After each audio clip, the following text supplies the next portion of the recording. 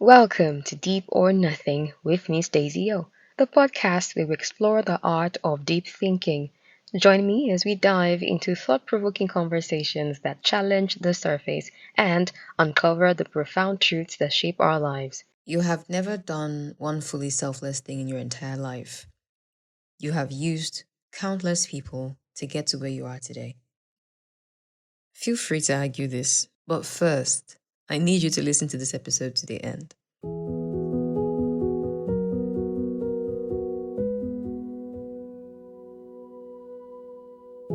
Today, we're talking about something most people will deny before they even finish hearing it. Think of your best life moments that involved other people, the kindest moment you've ever had, or the one you're proudest of. The time you showed up for someone when it cost you something to be there. Now ask yourself, honestly, what did you get from it? I know you either said, no one paid me for it, or no one praised me for it. Maybe nobody even knew. But how about the gains that are not always obvious? Like the relief of not having to live with yourself if you hadn't done it, or the identity of being the one people can call.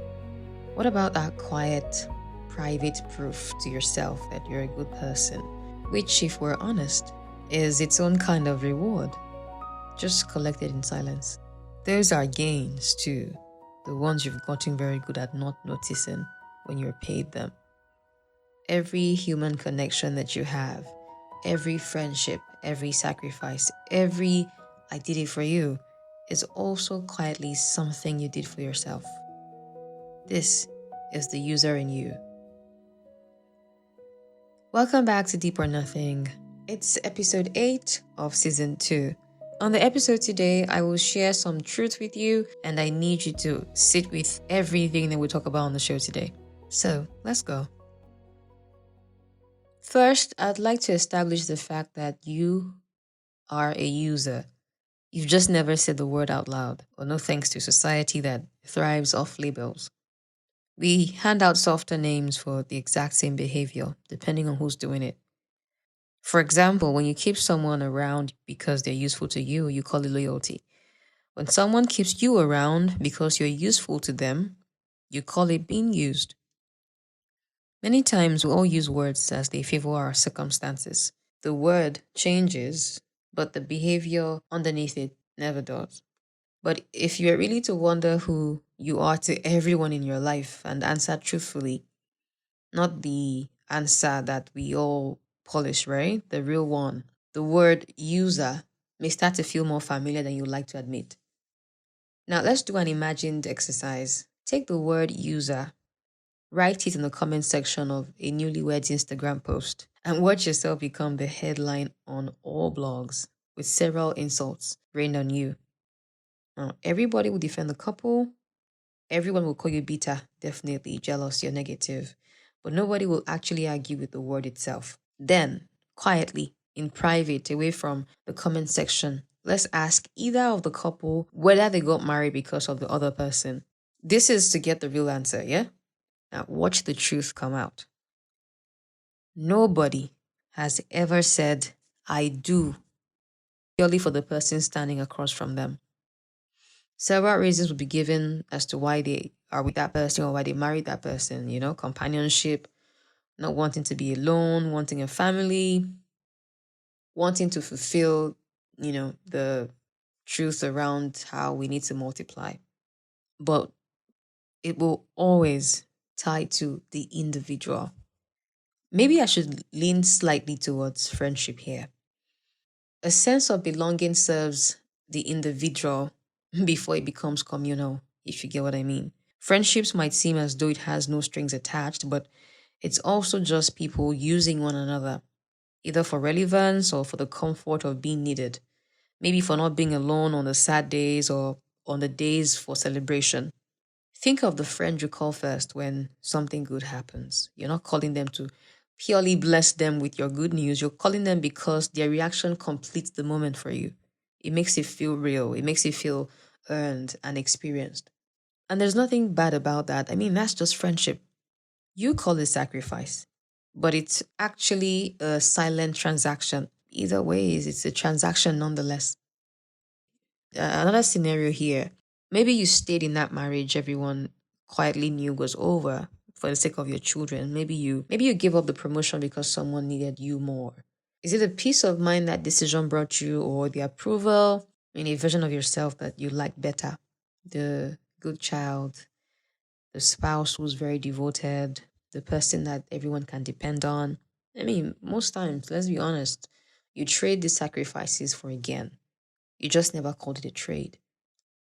You tell yourself a dozen good reasons for anything you do. Strip them all away, and one reason is always still standing there underneath everything.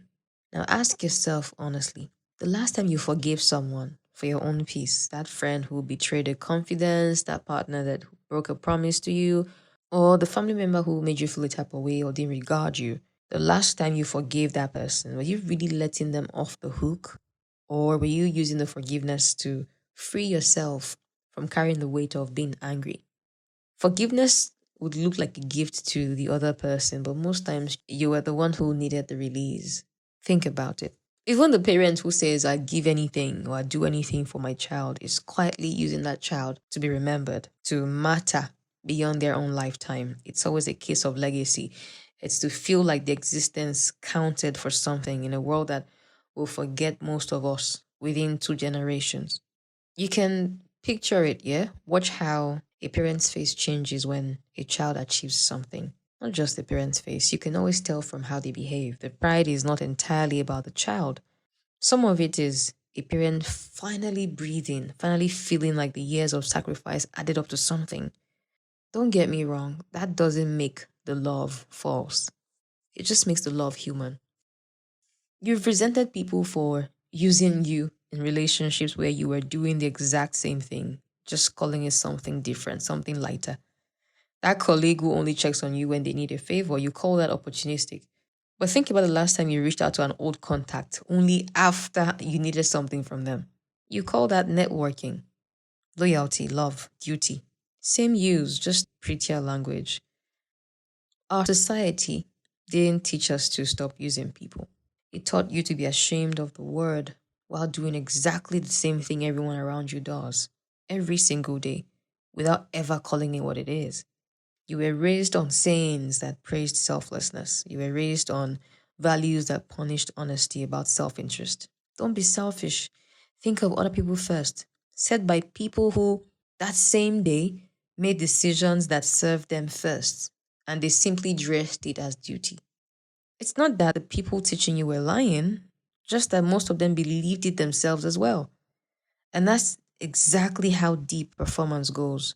It's not even conscious anymore, it's now inherited. So let's stop dancing around it, shall we? You're a user. Everyone is. The only question that has ever mattered is what kind? What kind of user are you? There is the user that takes and disappears the moment there is nothing left to take. The one who was never really present, was only ever passing through, collecting what they needed from whomever it was they were relating with. And there is a user who takes and stays and gives something real back in exchange. The user who is honest, even if only with themselves, about what they're getting. And they make sure the other person is getting something too. Both are users. It's just only one of them is safe to love. And that's the whole difference. That's the whole point of this episode.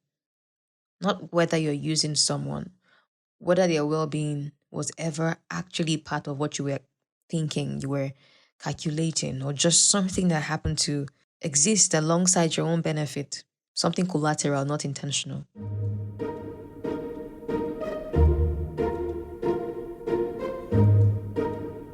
Enjoying the podcast? Follow and turn on notifications for new episodes weekly. So, I'm sure that somehow you already know which kind of user you have been in which relationships.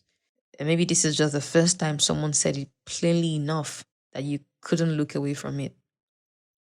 There is an unconscious truth that lives amongst us every day, and it is that people need people.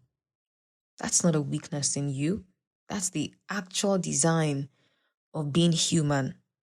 Just think about it. Yes, the earth gives us natural resources, right? Gives us water, land, sunlight, things we depend on simply to survive. We have animals as well. But there are also human resources, people whose presence, whose voice, whose specific way of loving or showing up just meets something in us that nothing else can reach. No amount of money, no amount of solitude replaces what a particular person's presence gives you. And that's why somehow there are titles. For example, you are one of those to someone right now, whether you've ever admitted it to yourself or not. And once you accept that, something in you should breathe, should loosen up. Needing people was never the problem. It's the whole reason any of us are still standing. There is no way that you can argue that throughout the course of your entire life, everyone who has contributed has stayed essential to you. And here's where I need you to really listen, because this is where the shame usually creeps back in. I don't know if we should call it shame though. Maybe reservation or skepticism. Just there's something. There's no shame in letting people occupy your life exactly in the capacity they're able to hold. I wonder why we refuse to let our minds interpret this for what it really is. Not everyone who is in your life is meant to carry the same weight. You see that friend who only shows up on the good days? That friend isn't failing you. Maybe showing up on those good days is simply the shape of what they have to give. That relative who only calls when they need something, they're not necessarily bad for it. Maybe that occasional thread is genuinely the most that relationship was ever built to carry. You're going to be something to someone. That's what makes the world go round. You don't have to demand a whole tree from a bunch, at least not from every human being that you encounter. And you also don't have to cut the branch off either, just because it isn't a tree. Use people exactly where they are, not more, not less. And that's not settling. That's finally seeing people clearly, instead of resenting them for not being something they were never shaped to be. People will only give according to their capacity.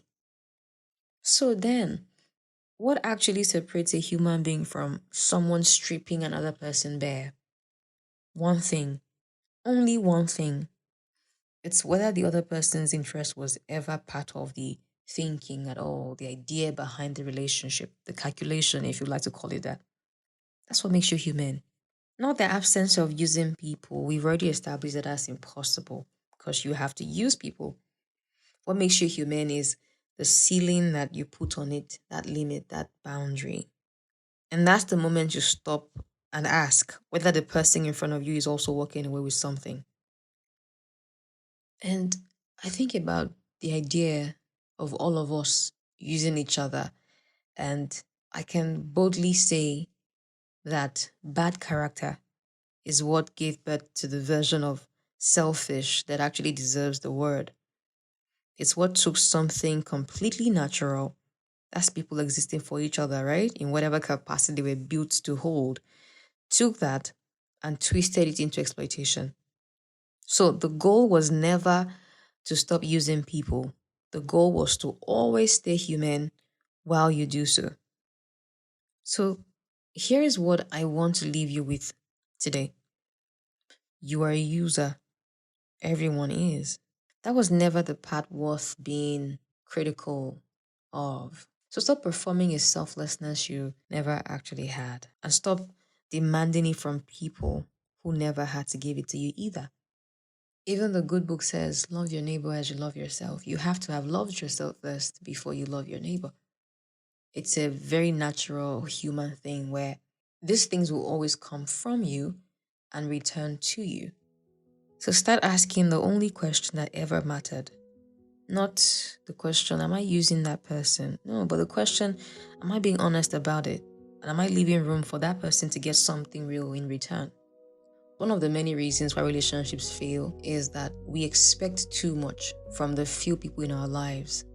You expect one person to be everything, forgetting that a person would only give themselves how they're able to give themselves.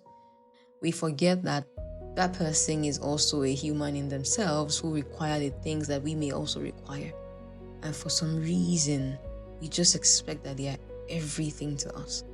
And we forget that because human beings have different capabilities, different thresholds, everything is given in different measures, right? We need as many people as possible throughout the course of our life. Also, not everyone will carry the same weight in our lives. But yes, everyone can be beneficial to our growth, to our existence. So should we always feel like we're being used? No, because we also use people. However, we also need to understand the measure that we can give. We also need to know when something is at the extreme. Every human being should learn what they can give. Everyone should know what they're capable of and what they're willing to offer another person. I think that if we approach life this way, many of us won't carry the type of resentment that we do towards other people. I think that if we approach life this way, a lot of us won't be burnt out when it comes to people. I think if we approach life this way, many of us would even understand other human beings better and learn to live with people without conflicts that cause total separation.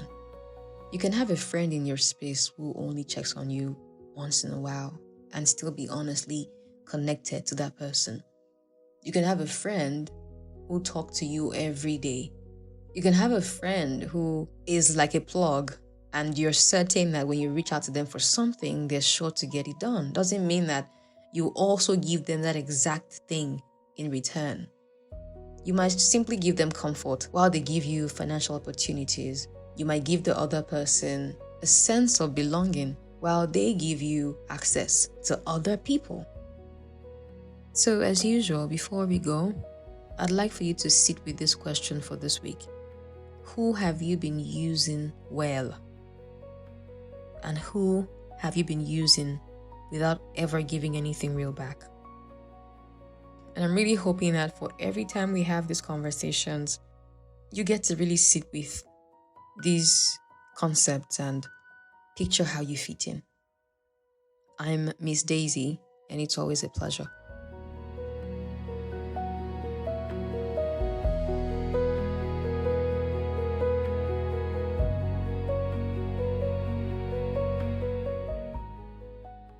Let's go deep. Or not at all.